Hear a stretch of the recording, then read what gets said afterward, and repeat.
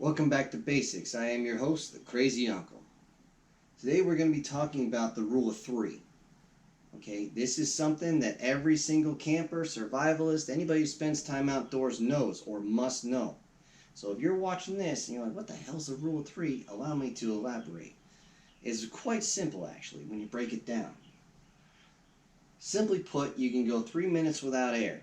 Now, a lot of people are like, well, the human brain doesn't die until 6 minutes after. Yeah, 3 minutes holding your breath, you're probably passed out. And if you don't get air before that, you're done.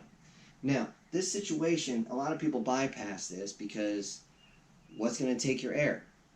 Well, the only one I can think of is like when the Twin Towers fell, or if we have a supervolcano. Then the air is going to become basically powdered concrete that when you breathe in, it's going to freaking soak into your lungs, and then you're going to have a bad day, as in your last one. But until then, yeah. Anyways, 3 hours without shelter. Now, a lot of people dodge this one too because that is for inclement weather in particular. That is for you're stuck in a blizzard, you're stuck outside in a huge thunderstorm, and it's getting cool outside. It has a lot to do with hypothermia. If you don't know what hypothermia is, I'll explain that during my cold weather class. All right. The next one is 3 days without water.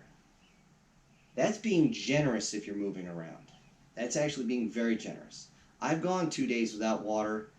It was a bad, bad time.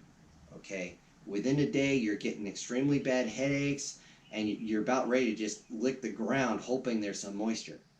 It's bad. Your stomach hurts. Everything hurts. Think of the worst hangover you've ever had, or if you're not old enough to have had a hangover, let's just say it's not pleasant.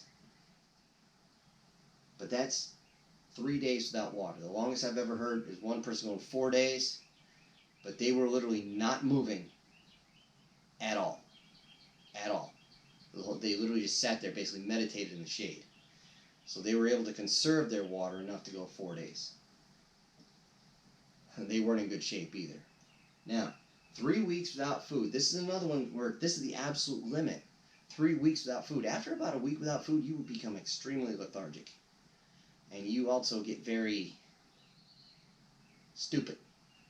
And that's simply because you're going to be so tired, so hungry, that your brain is going into overdrive thinking, how can I get food?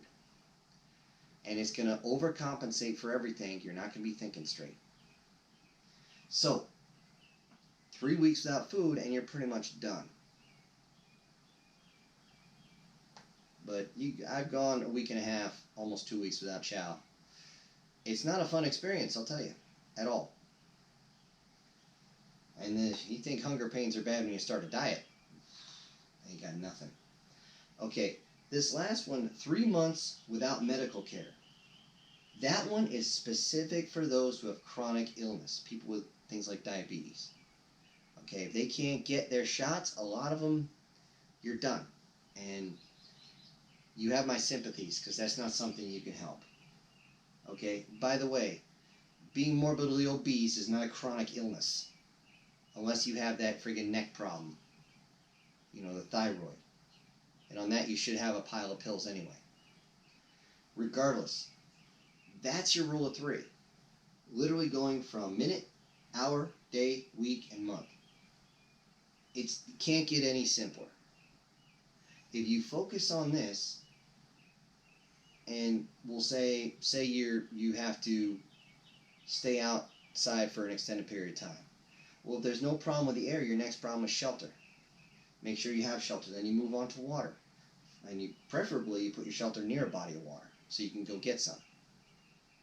And then after that, you have several weeks to worry about food. Priorities. So, I hope this clears up some. And this is your crazy uncle. I'm out.